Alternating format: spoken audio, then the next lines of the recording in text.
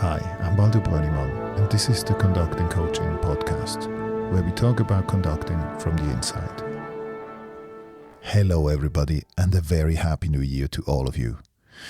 Just to let you know that in the new year, I will publish the new podcasts on Tuesday mornings, not on Monday mornings anymore. This just makes my workflow a bit easier. So for those of you who follow us, Tuesdays are the new Mondays. But let's get back to commissioning new works. Last week we talked about some more general aspects of commissioning new music. This week I want to talk a bit more in detail about some more technical aspects. Once you have a project and a composer for your commission, it's time to define the signposts, and this very often means technical details. Now, I'm not a big friend of setting too tight a framework for a composer, because in the end you want people to bring their full creativity to a project, to really write the piece they want to write and that they can stand by in the end. But certain things are just very important to discuss, and actually I think they make it easier for a composer to deliver really something that you can make work. Now, one of the things you'll have to discuss from the very start is the length of a piece. Now, this will depend on your budget, of course, and where it will sit in your program in the end, but it's also an artistic question. It depends, for example, if you commission a young composer who maybe never wrote an orchestral piece before, or if you commission somebody really established who has already a bit of a name.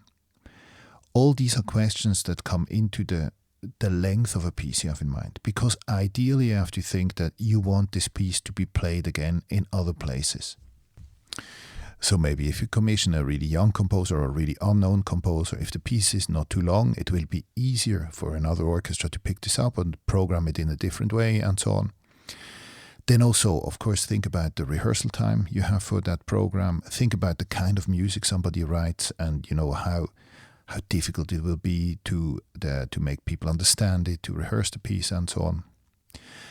And then when you looked at all the aspects of the playing time, then I would always say in the end, be a bit flexible. Give maybe a rough idea, of a maximum time, but be flexible if it's a bit longer or a bit shorter, because usually by the time you commission a piece, of course, a composer doesn't have an idea yet what they want to write or what they will write. So when they start designing a piece and composing it, then sometimes the pieces go in a certain direction, and you want to make this possible. Now, of course, there are all these stories around of pieces who were either much, much longer or much shorter than what was expected or commissioned and so on. Turangalila by Messiaen, just one example. But these are, many of them are historic examples, famous pieces who took on a different shape. But I think nowadays many composers are very, very professional. They want to comply with the commission as well as they can. So I think nobody's going to write something that is sort of 5 times longer or just like infinitely short or so. Or if it's just really different from what you originally spoke about with when you talked about a commission, then they will let you know and say like, look, I just can't say what I want to say in this piece in 5 minutes. It will be quite a bit longer. And then you can discuss and look for solutions. I'm in no way saying that you should sort of follow a certain timing guideline, like young composer short work, older composer long work, or something like that. I think, there are a lot of contemporary pieces that have a little bit of a similar length because they are written, with a certain program structure in mind and, certain amount of rehearsal time in mind and so on. And I think this is a shame. I think there's totally nothing wrong if a composer says, look, I have a really, really big idea and this has to be, it has to be a 50-minute work, because my idea, that's the time span it will take. And then you have to see if that works for your program. But in terms of length, be flexible, because the main thing is that the piece will be good. One aspect you'll have to look at from the very start is the orchestration of a piece, of course. Post-war and contemporary music is full of examples of great works that are just impossible to program because they were written with a really specific orchestration or an orchestration for a specific ensemble or a specific place that is just really difficult to reproduce in other circumstances. So before somebody writes for a really, really exotic orchestration, just have in mind that you want this piece to be played again. Now, I wouldn't restrict a composer too much, because again, I think the main thing is that they can bring themselves to writing a really good piece. And if they really need an extra instrument or an extra player for something, or if they have a special layout in mind and so on, try and make that possible. But there are limits, and if somebody writes for 8 clarinets or, for 15 double basses and so on, it will just make it much more difficult to have a life after the first performance. So maybe look for a compromise for what is possible within within your orchestration, and what sort of strikes a bit of a balance to what is possible in other places. That even goes if you have a quite specific orchestration in your group. Maybe you have a youth orchestra and you just have 2 violas, if you have a wind band, have no saxophones, and you want a composer to write exactly for your type of ensemble. So maybe there you have to work with optional parts and so on, but just think a bit about the afterlife of a piece. And some aspects of orchestration you will have to go much more into detail with what you discuss with a composer. And one of those aspects is percussion. Most orchestras have all the standard instruments, the traditional instruments, but also the standard contemporary instruments in store, and many others they can get. But there's a cost involved, there is a staging issue, there's an issue how many players you need, and so on. Plus, when a composer comes from a really experimental background, if they worked, for example, with friends or with contemporary music groups who could build their own instruments, who could modify their instruments, that's often more difficult in an orchestral context. So let the composers know what is possible and what not, what instruments they can use and what they might be able to use, but they have to discuss. And then there is the aspect of the playing techniques. Just discuss very openly with a composer what is possible and what not. You might have certain people who are very experienced with contemporary music. You might also be able in the programming of your season to maybe give the percussionists a little bit of an easier time before, so they have more time to prepare for a really demanding piece coming up. But in the end, there's always that is individually really different from orchestra to orchestra. And the composers, the more they know about what is possible for you, what instruments and what the players can do in the time they have, the better. Here it's usually best to talk to your principal percussionist and see what is possible and who can do what. Sometimes composers want percussion instruments to be played by non-percussionists, like, the string players playing styropor and so on. This all has to be discussed with percussion, because in the end you have to get all this gear and you have to set it up, you have to take it off stage again and so on. I would say though again, try to make things possible, because it's the imagination of the composers that stretches the musical world and stretches your personal horizons and what you can do as a group and so on. And this is usually all these challenges. They're fun and they're exciting. They're part why you do a commission, but make sure that it has a chance to actually work.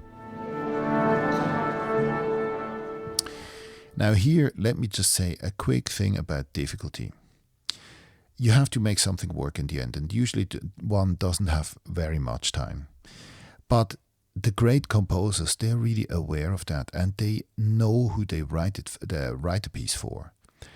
I remember I had a conversation with Georg Friedrich Haas once about his Dark Dreams, and I said, look, this is pretty easy, works really quick, the kind of the microtonality and so on. And he said, like, okay, yes, because I wrote it, I knew I had really little rehearsal time. And the orchestra didn't have so much experience with my music and so on, so I wrote it that way. If I would have 6 rehearsals and a really an orchestra that knows my music, I would write a different kind of piece. But hey, he's a great composer, and Dark Dreams is a fantastic piece. But difficulty is something that you have to discuss with the composer, because you're the one who knows your own group. So make sure you tell them which people are more experienced, sort of what the orchestra does very quickly, because composers, the more information they have, the more of a chance they have to write something that really works in your circumstances. I had composers asking me sometimes pretty far out things. I remember I had a conversation because the composer said, like, would it be okay to blindfold the whole orchestra? Because I don't want them to read the music. And, at that time, I had a really flexible orchestra, and they were I knew they would relish that sort of challenge and so on. And I said, of course, yes, it's possible. But you will have to have sort of these conversations in a sense that how much, what can you do in the time you have? Then along the aspect of difficulty, you also have to define a deadline for parts to be delivered and a score to be delivered. And there again, you have to let a composer know how your ensemble works. So how long before the first rehearsal you have to send out parts, keeping in mind they have to be prepared and they have to be bowed and so on. I would always leave a little bit of leeway in the deadline and not set it as tight as possible, because you have to account for the fact that something unforeseen might happen, or a composer just finishes his piece too late and so on, and you won't still be able to do it. So maybe calculate the deadline slightly more generous that you need to, just in order, to get this all in time. Now, composers have to understand that deadlines are super important because they help their pieces succeed. So make sure that this deadline is really set in stone. And then I sometimes talk to composers also about ideas, maybe the theme of my season, maybe the kind of program I had in mind for the piece. But I'll make this dependent on who it is, because some people work better if they have something more to work with, and others are better if they're mostly left alone with their imagination. And there you have to feel a bit how to bring the best out of a composer. Now, after you've talked about all that, you'll have to draw up a contract with a composer. You have to put all these things that we discussed before, the deadline, the orchestration, maybe the rehearsals, everything into a contract. You will have to talk about broadcasting rights, about how long you have the rights to perform a piece, this and that, the other. Maybe it's best there to use some models around, maybe with the help of an editor or a lawyer, to get this all legally binding and set in stone. If a composer has a publisher, you will usually sign the contract with a publisher or with an agent in some cases. But this legal framework is very important for a commission. And once you're through with all the technical details, then make sure you stay in touch with the composer during the composition process. Maybe ask for some sketches, maybe even can give them a run-through of some parts they've already written at some stage. And I always ask the composers, of course, for a title after a while, and for a descriptive text that helps me to put the piece into the program notes, and also to sort of start thinking how to best promote this piece and how to get it out there. It's important for composers to know that they are part of the success of a piece. It's not just the music, so the promotion and how they articulate their thoughts about the piece is very important in order to break down the barriers to new audiences and to make people understand why a piece sounds the way it sounds. So make sure that they really know. And I usually always involve them also in a sense that maybe I talk to them on stage before a concert, just letting them explain a little bit, what went through their mind. But it's just important that you and the composer and the orchestra, you're like a triangle who can make a commission successful or not. So make sure you accompany this whole process. Promoting a piece means also social media. It means sharing your enthusiasm for a project. Because as we said in the beginning, being part of a new commission is being part of living music history. So hopefully you're proud to be part in the creation of a new piece and you let the world know. Thanks for listening. To send us your comments or suggestions, please write us a message on Instagram. And don't forget to subscribe to our newsletter to stay up to date with all the conducting coaching news and events.